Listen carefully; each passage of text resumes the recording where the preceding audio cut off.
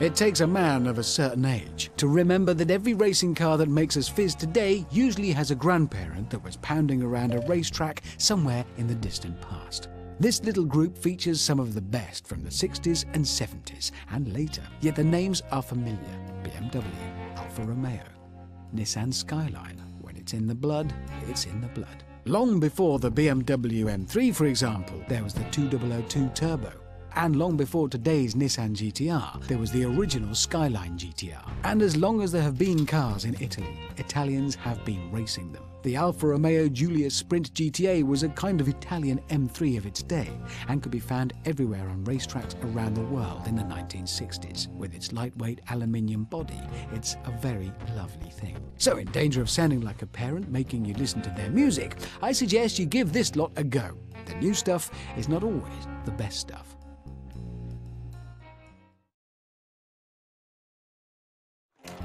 GT this and GT that. Everything is a GT these days. Only they're not. GT, it stands for Grand Tourer, or it did. It described the kind of a car a man of means and with time on his hands could drive to wherever he wanted in the world, and always with an exceedingly attractive lady in the passenger seat. These are some of the very best. Close your eyes and you can see the Mediterranean glinting down below. Hear some gentle jazz playing in the background. Was there ever a more beautiful GT than the Mercedes 300 SL Gullwing? Well, yeah, there probably was, the E-Type Jaguar, but the Gullwing is more famous. And was there ever a more famous man of means than James Bond? Here's your chance to drive an Aston Martin DB5. We have the cars, you have the time. So off you go and rediscover Grand Touring. Say hello to Saint-Tropez from me.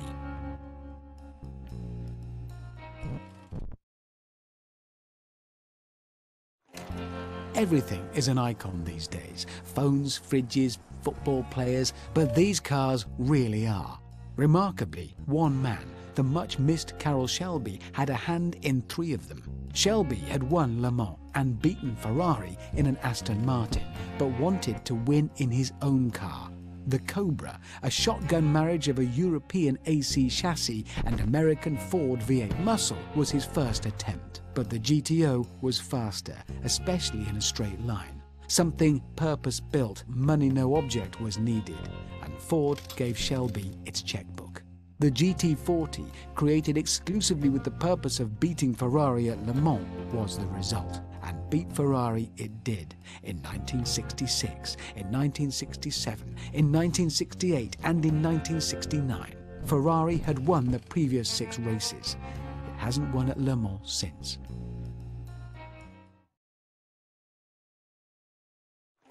You might want to turn the volume up for this lot. A whole paddock of racing pony cars with big engines and even bigger names from the American Trans Am scene from the late 1960s. Actually, there's one that snuck in that never raced, but the 1977 Pontiac Firebird Trans Am did star in Smokey and the Bandit. And if it's good enough for Burt Reynolds, it's good enough for us.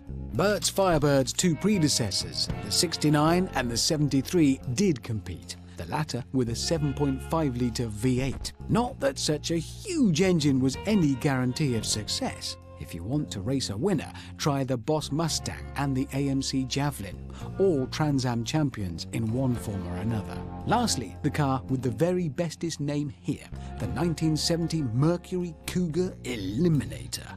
If you're here looking for delicately balanced namby-pamby European sports cars, you are in the wrong place.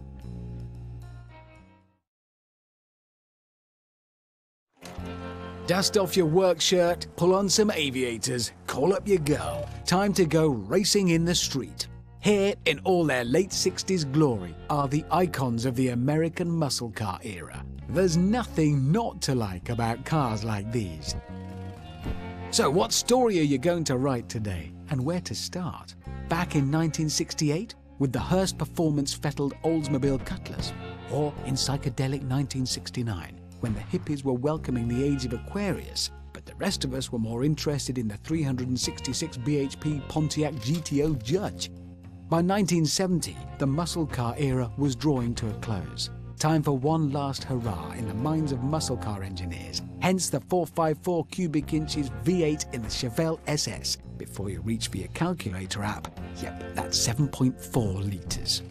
So what are you waiting for? Just pretend it's Friday and the bell's just rung.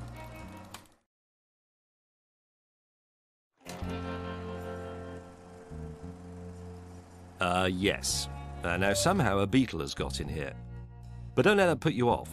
In this little gang from the 60s and 70s, there's also a Lotus Elan Sprint. Old Lotuses remind us that it really is not so complicated to make a car good to drive.